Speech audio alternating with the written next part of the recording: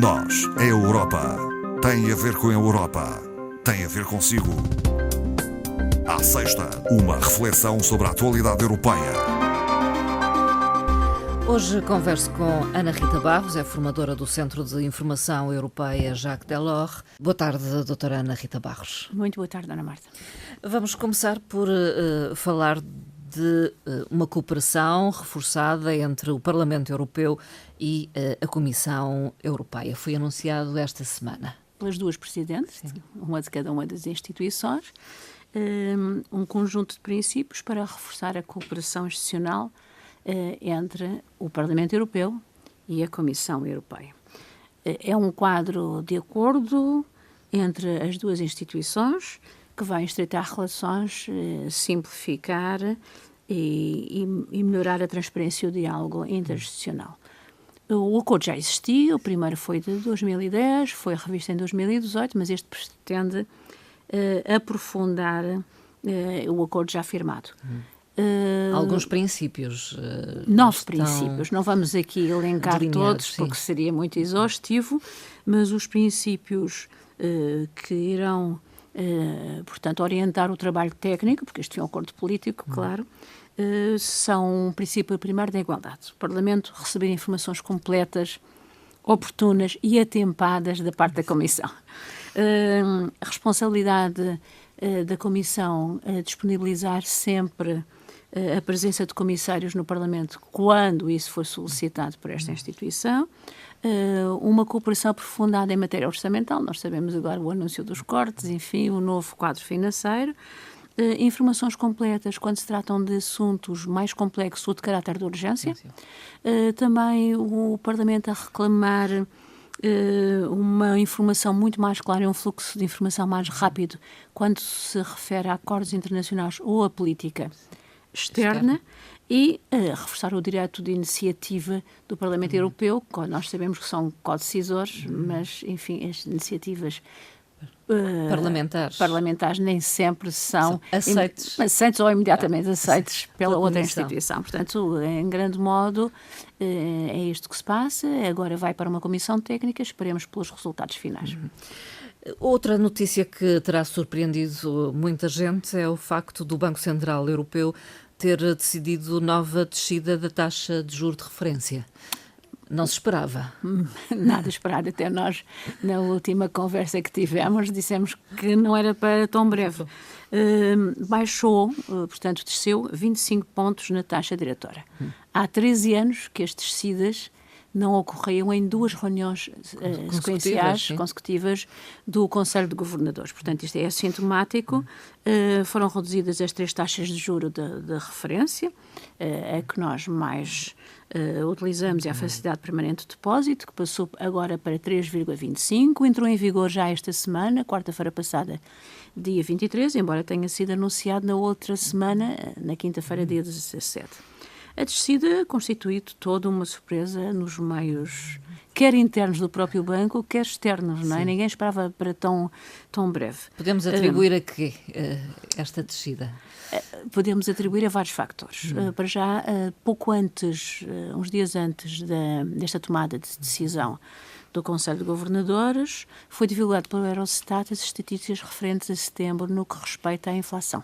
E a inflação na zona euro baixou repentinamente para 1,7%. Esta é uma das primeiras razões apontadas.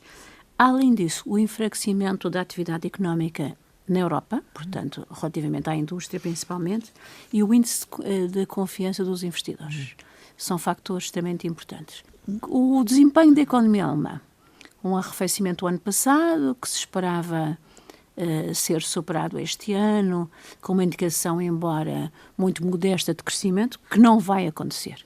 O Ministro da Economia alemão anunciou, também pouco antes desta decisão, que as previsões para este ano era fechar 2024 com uma retração no crescimento de 0,2%.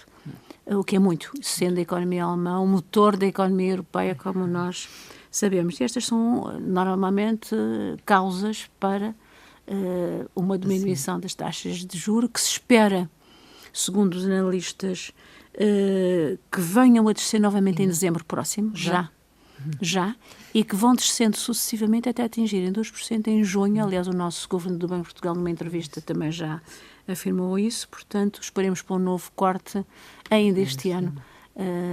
São boas notícias para quem tem créditos, mas em termos económicos nem sempre é tão bom assim. De qualquer forma, foi uma decisão tomada por unanimidade. A Presidente Lagarde fez questão disso, de frisar e sublinhar que foi decidido pela unanimidade e que as razões desta descida terem ocorrido são surpresas negativas relacionadas com a atividade económica. Portanto, é uma maneira muito subtil de dizer o que nós aqui afirmamos. A questão da migração continua a estar na ordem do dia, é complexa e falham todas as soluções. Não é muito fácil, nós sabemos que não. E depois temos aqui um modelo chamado modelo italiano que foi implementado. Não resultou? Não resultou, já. No entanto, o centro lá existe. É um acordo Itália-Albânia, que já tinha sido também firmado há muito tempo, há cerca de 2 anos.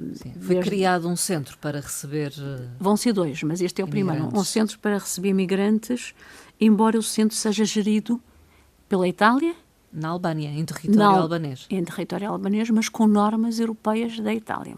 Digamos que temos que ver se a Giorgia Meloni, enfim, tem uma visão europeísta desta situação ou não. O que é certo é que muitos Estados-membros reclamam uma solução. Sabemos que a solução, o que é que tem sido?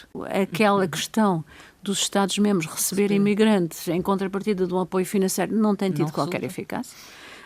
Por outro lado, a política migratória da União Europeia tem sido assente em conceder apoios financeiros aos países de origem ou de passagem de migrantes. O caso do Norte da África, o caso de Marrocos, também sincero, no Norte da África, claro, com as migrações para o Atlântico, o caso da Turquia com as migrações para a bacia mediterrânica. Enfim, mas os efeitos práticos não têm sido grandes. Nós sabemos que a Itália tem aquela pressão enorme e outros países também. Mas esta solução não tem acolhimento também não por tem muitos tido, Estados-membros.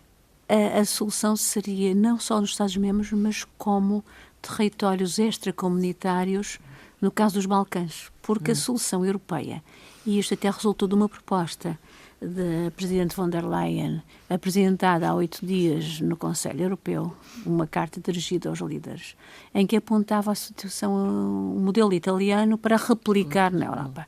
E onde é que seriam localizados esses centros? Seriam nos Balcãs Ocidentais. Ora, o líder do Kosovo já veio dizer que não. E outros seguem, não é? Além disso, há uma posição referente ao modelo italiano do Tribunal de Justiça Europeu, em que não vê garantias em que sejam protegidos os direitos dos cidadãos, claro. O que já fez a Itália esta semana, legislar sobre esta matéria, reforçando os países em que podem ser implementadas estas soluções. De qualquer maneira, a proposta da Presidente von der Leyen aos líderes europeus não teve grande receptividade, embora haja necessidade de encontrar uma solução, mas não será exatamente esta. Não esta. E se lermos as conclusões do Conselho Europeu, entre as várias conclusões, o único parágrafo que se refere às migrações diz isto exatamente que vamos citar. Devem ser consideradas novas formas de prevenir e combater a migração irregular. Não diz quais, nem diz terem aceito, portanto, é uma situação que continua por resolver. Alguns países, como nós sabemos, reclamam por medidas mais duras, enfim, mas é um problema que está aí sem grande solução à vista e pelo menos de imediato. Mas este modelo da Itália não deverá ser replicado por outros Estados-membros europeus? Não estamos a ver que haja muito acolhimento pelos países onde potencialmente seriam colocados estes centros.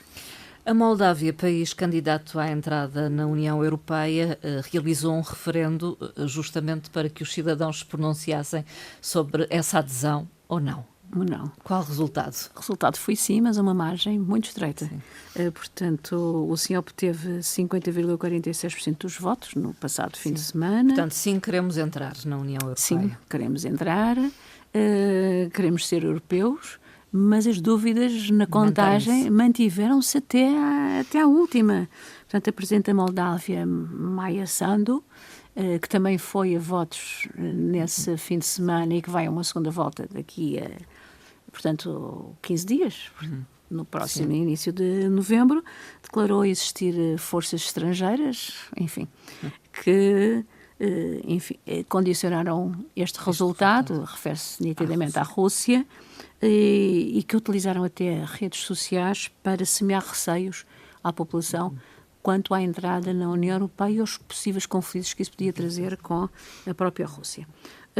O resultado, claro, que possibilita a alteração da Constituição, que era o que se pretendia, de referir aqui que a Moldávia já tinha consagrado o seu estatuto de país candidato em junho de 2022. Consagração essa que o Conselho Europeu de dezembro de 2023 referiu abrir negociações e cuja primeira conferência intergovernamental já teve lugar em junho passado. Portanto, agora é uma questão de legitimar esta decisão europeia e da Moldávia, enfim, ser um sério candidato a novo Estado-membro. Também teremos que ter atenção à Geórgia, cujas eleições deste fim de semana também são nesse sentido, ou pró-europeu ou pró-russo. Portanto, veremos o que é que acontece. Veremos os resultados.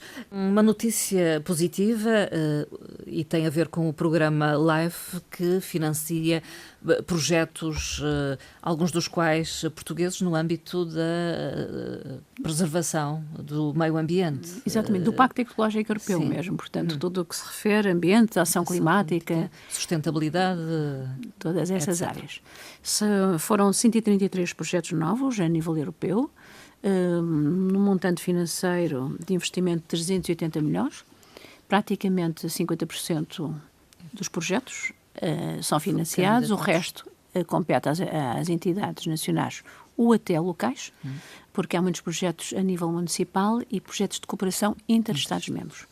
A totalidade do investimento, portanto, é significativa, principalmente cobre as áreas das energias renováveis, das soluções alternativas aos combustíveis fósseis, da eficiência energética e também da proteção da natureza. Portanto, no caso português, há uma proteção, há uma reprodução de aves praticamente em extinção, mas salvaguardando os interesses da agricultura, porque nós sabemos muitas vezes é pela agricultura que vão dizimando essas espécies. Também restauraram os habitats marítimos, atlânticos, de ervas marinhas, portanto, são comuns aqui a Portugal e em Espanha. Temos essa parceria. Portanto, uma intervenção na costa atlântica e também os problemas do aquecimento, que são comuns aos países do Sul e às cidades. E há uma cooperação também Portugal, Grécia e Espanha relativamente à tomada de medidas de municípios que fazem parte desta parceria e que são subsidiados pela União Europeia. Portugal beneficia bastante. Já tem outros, nós sabemos. Programa LIFE, até alguns, aqui nenhum destes na região, mas já tem tido, até no Porto Santo, o caso das dunas, enfim. Sim. E estas parcerias são sempre importantes porque os sistemas ecológicos não pertencem a um único Estado-membro. Vamos terminar esta nossa conversa com uma frase. É uma frase de Andrei Sakharov. Portanto, foi ontem anunciado pela Presidente do Parlamento a atribuição do prémio, que será entregue em dezembro, normalmente é assim que acontece. Foi anunciado os vencedores. Os vencedores é a oposição venezuelana, através da líder das Forças Democráticas e do candidato da oposição nas eleições presidenciais de julho passado. São os dois, portanto, Maria Corina Machado e Edmundo Gonçalves Urrutia.